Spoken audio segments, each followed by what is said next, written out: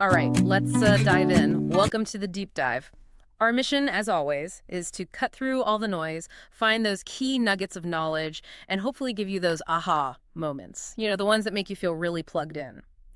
Today, we're tackling something that, well, it affects every single one of us every day. Our daily routines, we want to look beyond just, what we do and really ask why it matters. Uncover that hidden power in the rhythm of our days. Exactly. And for this deep dive, we've pulled insights from a really interesting conversation.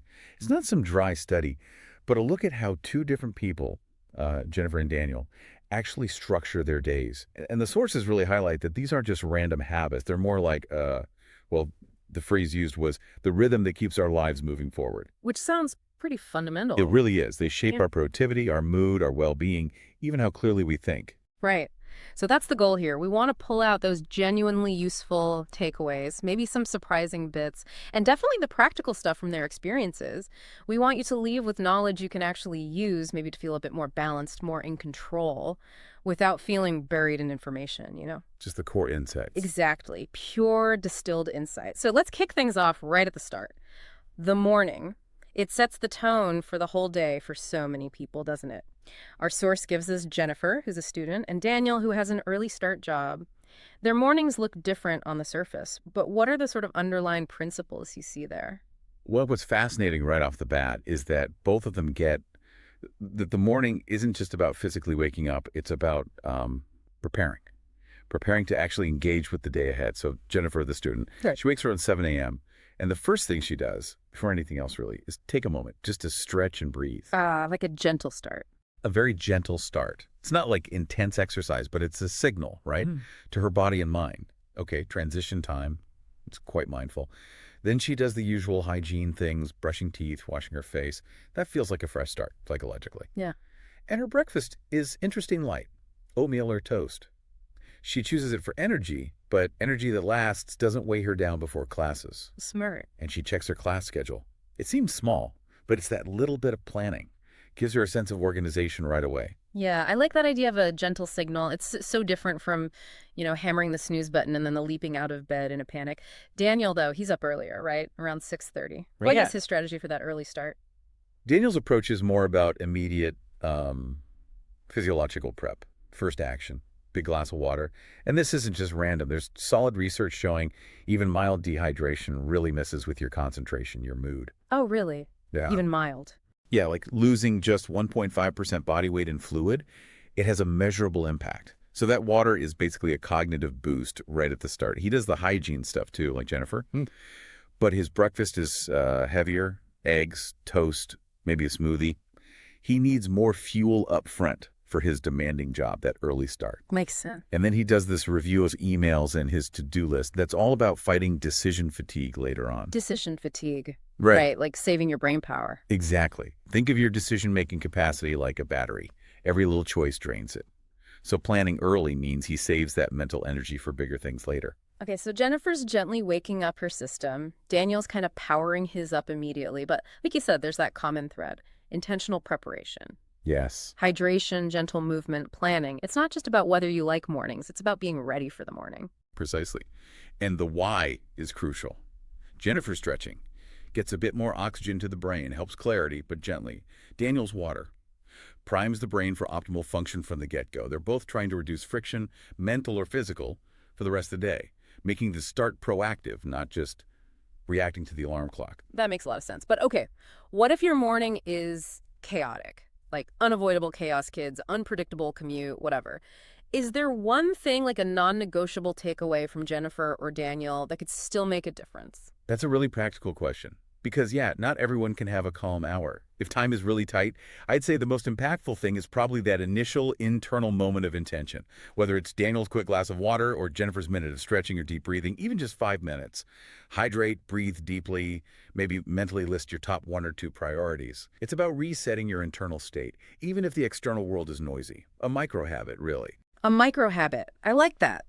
Powerful idea that even something small can anchor the start of the day. Okay, so the morning sets the stage. But what happens when that initial energy starts to dip?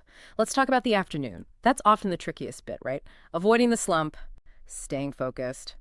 How did Jennifer and Daniel handle that? It's actually quite insightful, a real masterclass in strategic self-management, you could say. Hmm. Jennifer, the student, she knows she's most focused during classes or study blocks, but she doesn't just, grind it out endlessly. She specifically mentions taking short breaks to stretch, move around. So not just pushing through. No. And there's science behind this. Our brains have these natural cycles, ultradian rhythms. We cycle between high focus and lower focus roughly every 90 minutes or so. If you just keep pushing past that point without a break, your focus tanks. Jennifer seems to be intuitively working with that rhythm. Interesting. And her lunch choice reflects this too. Light stuffed salad, sandwich. Yeah. She avoids heavy meals because she knows they make her feel sluggish afterwards. Right, the food coma. It's funny, so much productivity advice is about powering through. Just push harder. But it sounds like Jennifer and Daniel are actually doing the opposite in the afternoon. Is there a point where powering through just stops working? Oh, absolutely. The research is pretty clear on this. Push past your cognitive limits without a break, and you get what's called attentional decrement. Your focus degrades, you start making more errors, the quality drops off. So what Jennifer and Daniel are doing with these short intentional breaks, it's not slacking off, it's actively resetting their focus. Like hitting a refresh button. Exactly. Like athletes know they need rest periods to perform at their peak. Daniel, too, with his busy job, he makes time for those breaks. Even just a few minutes stretch, grab a healthy snack, he gets the value of recharging. And he also steps away for lunch, usually around noon.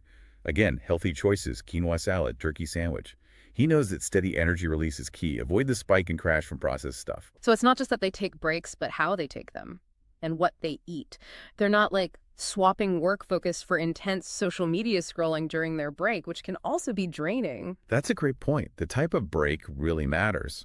A rest that still involves heavy cognitive load, like getting into online debates or endless scrolling, isn't really restorative, is it? Their breaks involve light physical movement, getting blood flowing, or mindful eating away from the desk. Small things, big impact on staying sharp. And notice, they both try to tackle the big tasks, the key projects when their energy is higher. They don't try to force complex work when they're already feeling faded. Yeah, working with your energy, not against it. Proactive against the slump, not just reacting when it hits. And for you listening, maybe think about that. Is there one thing you already do in the afternoon, a coffee break maybe, that you could tweak slightly? Make it more intentional, like Jennifer's stretch or Daniel's mindful lunch away from the screen. Okay, let's shift gears now. Let's move into the evening. This feels like such a critical time, not just relaxing, but actually prepping for good sleep, which sets up the next day, right? Absolutely. This is where you really see the long-term payoff of having a routine. It compounds. So Jennifer, after classes and studying, she consciously creates a buffer zone. After dinner, maybe a short walk, some light stretching, she calls it a peaceful way to close out the day. It's about releasing tension, physically and mentally. Dinner itself is usually quick, easy to digest, pasta with veggies, a rice bowl, nothing too heavy before bed, and those hygiene rituals, again, brushing teeth, washing face. For her, it signals day over, time for rest. It helps her feel refreshed, ready for sleep. But maybe the biggest thing, she avoids screens, reads a book, or listens to music instead. And she aims for a consistent bedtime around 10 p.m. because she knows sleep is crucial. That screen avoidance. It's so tough, but probably so important. Daniel, too, you said he makes time to relax. How does he wind down from his demanding day? Very similar strategies, actually. He might listen to music, maybe a walk. Again, that light activity to kind of shake off the day's stress. Dinner around 7 p.m., healthy stuff again, grilled salmon, stir fry. Thinking about fueling for tomorrow, even now. And for him, those hygiene routines are like hitting a reset button, a clear mental shift from work mode to relaxation mode. A reset button, I like that visual. Then he actively winds down a book, maybe a cup of herbal tea, again, deliberately avoiding screens. And he also has a consistent bedtime, around 10:30 p.m. Essentially, both of them are sending clear signals to their bodies. Okay, the demanding part is done. Time to power down and prepare for sleep. So it's more than just chilling out. There's a real, almost biological strategy happening here in the evening, an intentional disengagement. Oh, definitely. And there's strong science backing this up. Consistent bedtimes and wake times. That's fundamental for regulating your circadian rhythm, your body's internal 24-hour clock. When that rhythm is stable, your body knows when to release sleep hormones like melatonin. Oh, melatonin. And speaking of melatonin, avoiding screens is huge. That blue light from phones, tablets, computers, it tells your brain it's still daytime. It actively suppresses melatonin production right when you need it most to get sleepy. It's like hitting the wake-up signal when you're trying to wind down. Counterproductive, yeah. Totally. Whereas light activity helps burn off any leftover adrenaline, reduces muscle tension.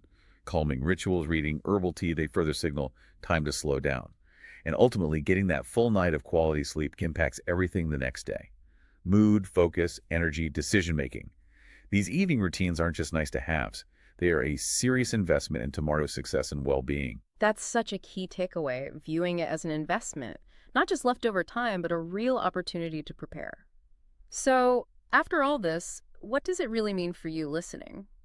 I think our deep dive today really shows that daily routines, yeah, they're incredibly personal, they're unique, but they often share these common threads, these elements backed by science that help us feel more balanced, more organized, more in control. It's not just about productivity, is it? Or forcing more into the day. It seems to be this blend, this dynamic mix of getting stuff done and taking intentional care of yourself. Exactly. Finding those moments to relax, recharge, look after yourself mindfully, making space for what matters even when things are hectic, creating rhythms that support you. And that leads us nicely to a final thought, maybe something provocative for you to chew on. Instead of thinking you need to completely revolutionize your whole day, which can feel, frankly, overwhelming, what if you just picked one single thing from Jennifer or Daniel's routines? Maybe it's Daniel's morning glass of water, or Jennifer's afternoon stretch break, or that shared commitment to putting screens away an hour before bed. Could you intentionally bring just one of those small elements into your day, starting tomorrow? Because sometimes, even a tiny, consistent shift, chosen carefully, can create surprisingly big ripples. Better balance, maybe sharper focus, just feeling better. It's not about perfection or some rigid ideal. It's about finding what genuinely works for you and then just nurturing that one small, powerful habit. Absolutely. Small hinges swing big doors right. The smallest changes often make the biggest difference. Well, thank you for joining us on this deep dive into the fascinating rhythms of our daily lives. Maybe take a moment today to just reflect on your own routines, see what's working, what's not. Perhaps you'll find a little tweak, a small adjustment that could lead to a more balanced and fulfilling tomorrow. We really appreciate you being with us.